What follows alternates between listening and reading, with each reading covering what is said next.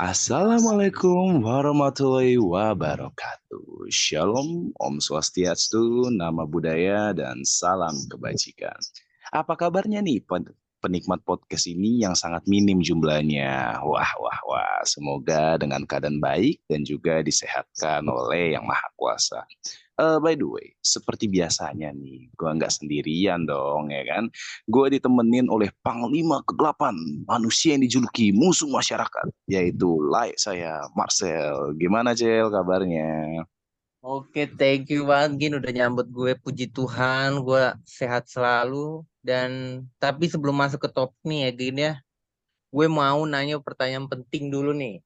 Sepenting apa tuh? Sepenting pengajuan UKT lo nunggak 3 minggu.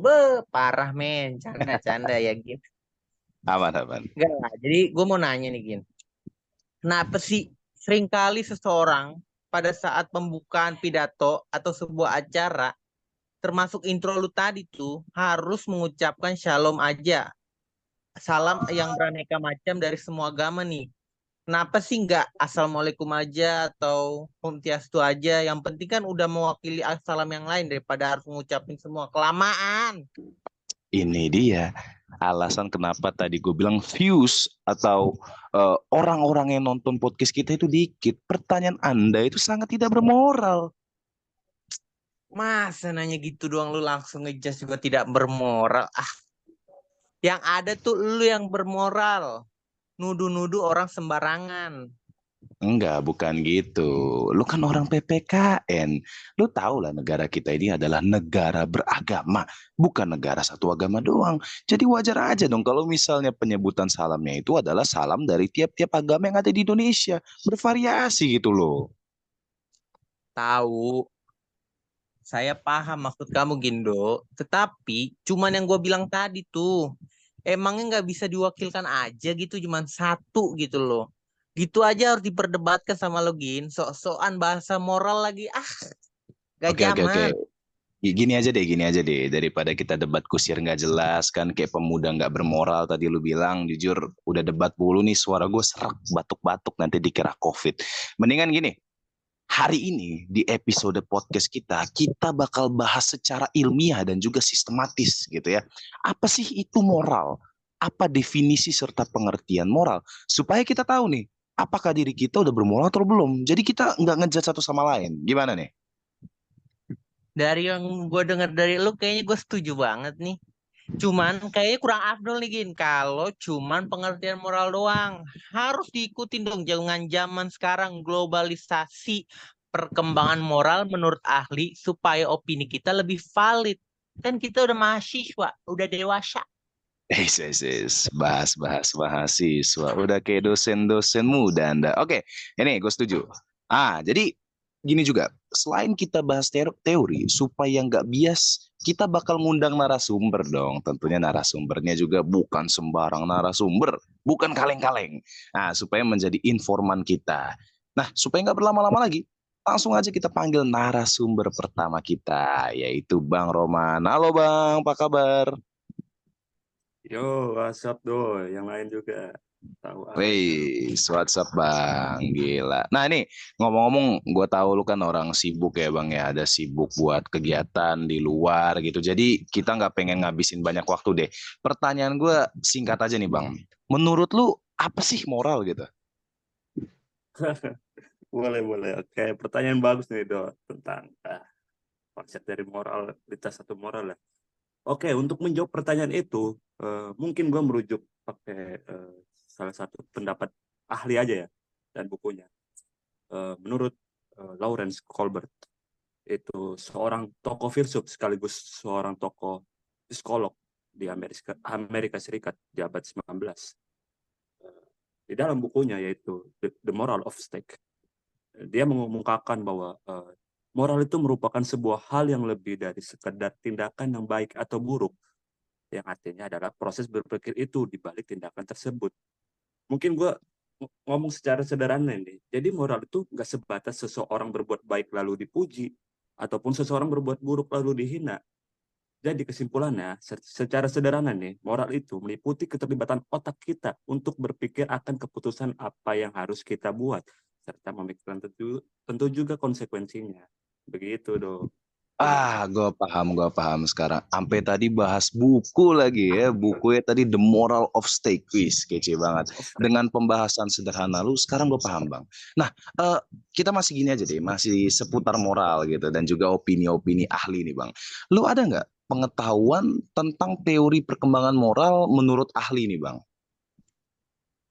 Oke, masih merujuk ke tokoh yang sama ya. Si Lawrence Colbert atau Colbert ini. Yang sudah tadi gue sebutin juga salah satu bukunya yaitu The Moral of Steak, atau dalam bahasa Indonesia adalah Perkembangan Moral. Bahwa Colbert ini menyatakan atau menjabarkan tiga tingkat perkembangan moral seseorang atau seorang individu.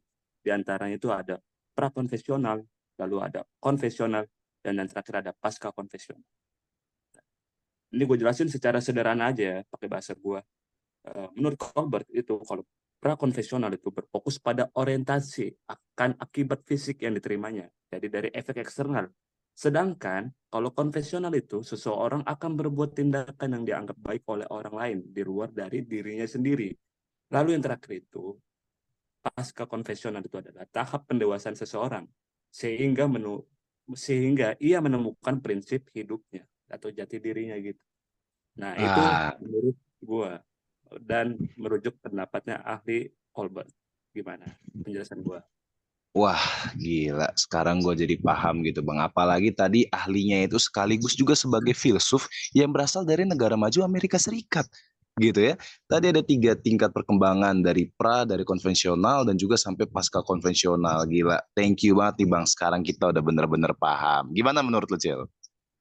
Waduh, Abang Roman nih kayak the next ahli moral nih. Makasih banyak Bang Roman. Menyala Bangku. Di mana semoga kita semua nih ya teman-teman dan juga Ginto dan Bang Roman di mana sudah di tahap pasca konvensional ya. Jadi bisa memiliki prinsip hidup yang kuat nih. Masa punya prinsip menyek-menyek nggak mungkin harus kuat. Nah, kayaknya nih kalau satu narasumber doang kurang kita nih Gin. Gue pengen ngajak temen deket gue nih Gin. Mungkin dia ada insight yang menarik untuk kita. Halo Mas Watwa. Halo kawanku, Mas Fato gimana? Lagi sibuk-sibuk apa nih? Sibuk narik kah atau sibuk ngapain nugas gitu? kalau narik sih kayaknya nggak dulu ya buat minggu ini, paling besok Seninnya. Kalau sekarang sih kesibukannya kita lagi menghabiskan waktu untuk menyelesaikan tugas-tugas yang begitu berat, yang tugasnya banyak, tapi DL-nya itu mepet. Jadi Wah, kita tugas harus siapa tuh, lebih Fat? Sebut namanya, Fat. Waduh, kalau itu jangan deh. Nih ngomong-ngomong, Fat, Marcel ada sesuatu hal yang pengen dia sampaikan sama lu. Tentunya bukan roasting, tenang aja, Anda jangan khawatir. Marcel pengen nanya terkait dengan pertanyaan yang menjadi kegelisahan dia. Langsung aja, Cel, sampaikan kepada Fatwan ya. Jadi Mas Fatwa, gue pengen nanya nih, cakep. Lu punya nggak sih wawasan yang terkait teori perkembangan moral? Coba dijelaskan nih kepada halayak pendengar. Perkembangan moral ya. Mungkin kita bisa merujuk kepada dua tokoh. Nah, di sini ya ada tokoh pertama yang dimana dia memberikan penjabaran yang secara ringkas akan tetapi memiliki makna yang mendalam. Nah, salah satunya adalah teori perkembangan moral menurut Erik Erikson. Nah, kalau kita tahu ini nama Erikson ini, kita pasti nggak bakalan asing tuh sama produk HP yang jadul. Tapi kita nggak bahas soal itu. Nah, tapi yang kita bahas di sini adalah di mana Erik Erikson ini berpendapat bahwa dari di usia anak 0 sampai 1 tahun, 1 sampai 3 tahun, 3 sampai 6 tahun hingga 65 tahun ke atas gitu. Itu pembahasannya. Nah, yang paling menarik tahap perkembangan yang di usia 18 sampai 40 tahun, yaitu pertempuran di antara keintiman melawan isolasi. Di mana usia ini sangat produktif. Anak-anak muda diberikan pilihan untuk menjalin relasi dengan berbagai macam orang yang kita temui di kehidupan kita. Nah, namun ada juga pilihan untuk mengisolasi diri atau kita asik sendiri. Kalau kata bahasa anak-anak sekarang tuh no life gitu atau no lab lah ya. Yang dimana no lab ini menjadi sebuah fenomena yang banyak juga dijumpai di antara kampus-kampus yang kita kita cari ilmu di sana gitu. Nah, lalu ada juga nih yang mengaplikasikan kedua-duanya, entah itu no life maupun membangun relasi, sehingga dia berada di tengah-tengah gitu loh. Gitu Mas Yang Gin. berada di tengah-tengah tuh apa tuh, Fat? Jadi tengah-tengah itu misalkan gini, kalau di kampus kita ini terlihat sebagai orang yang dapat berbaur dengan sesama. Dan juga kita menjadi orang yang periang dan membuka diri untuk membangun relasi dengan satu sama lainnya. Akan tetapi ketika kita sudah pulang ke rumah, kita menjadi pribadi yang sedikit tertutup. Gitu. Oh, Meskipun paham, paham, paham. Berarti ya, konsepnya itu ibarat kayak kepribadian ambivert gitu ya. Di beberapa tempat benar, tertentu dia bisa aktif, dia bisa bersosialisasi benar, dengan lancar. Tapi ketika sampai rumah dia memilih untuk mengurung diri karena mungkin merasa lebih nyaman dengan eh, hal-hal yang tidak melibatkan banyak orang gitu ya. betul. Nah, tapi kalau misalkan kita ambil contoh, misalkan gue sendiri, di kampus gue menjadi pribadi yang terbuka, sampai di rumah menjadi yang tertutup. Hal itu terjadi karena gue memprioritaskan kehidupan kampus di rumah itu untuk menyelesaikan tugas-tugas. Jadi sangat capek apabila kita udah tugas banyak, terus kita di rumah nggak ada istirahat, gitu loh. Masuk Jadi akal, Mas. supaya seimbang kita, seimbang. Iya, karena mungkin terkadang energi kita udah kita habiskan untuk bersosialisasi sama orang, jadi butuh waktu sendiri juga gitu ya. Benar, benar. Nah, oke Fat. Mungkin pertanyaan satu lagi, karena gue tahu lo orang sibuk gitu kan. Nah, Cel, kira-kira lu ada pertanyaan lain lagi gak? Soalnya tadi gue, kalau gue nggak salah denger nih, apa mungkin lu denger juga, Fatwa bilang dia ada pendapat dari 2 ahli. Ini kan baru ngasih 1 ahli doang kan ya? Betul betul Gin.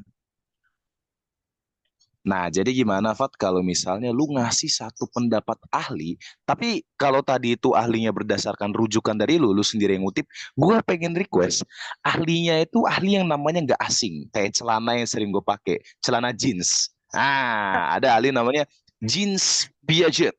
Nah, kira-kira lu bisa nggak ngasih gue teori perkembangan moral berdasarkan ahli jeans Piaget ini, Fat? Oke, kalau Jeans Piaget, dia itu terkenal dengan 2 teori atau 2 tahapan di dalam perkembangan moral. Nah, untuk tahapan pertama moralitas, ada yang namanya heteronom. Tahapan ini terjadi untuk anak di usia 4-10 tahun yang dimana kita pernah mengalami usia tersebut ketika kita melakukan sebuah kesalahan dan kita takut akan mendapatkan hukuman dari orang tua kita. Saat itu kita berpandangan bahwa hukuman itu ya merupakan suatu konsekuensi dari peraturan yang dilanggar, sehingga anggapan kita saat itu adalah peraturan merupakan sebuah hak mutlak dan absolut yang tidak boleh dilanggar.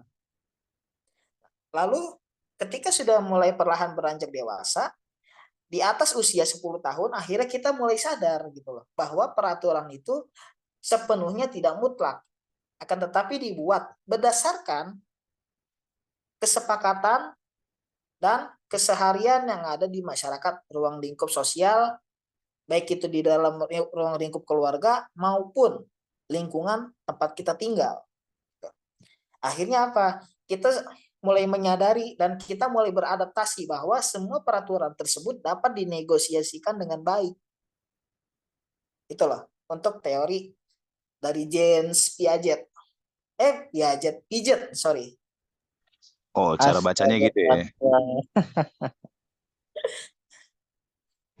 Paham, paham. Kalau dari lu gimana, Cel?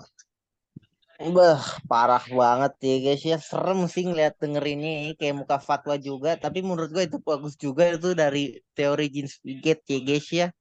Gimana Fat? Eh, Gue setuju banget sama lu Fat. Thank you banget loh. Dah kalau ngomong serem-serem ya, muka lu juga lebih serem, Cel.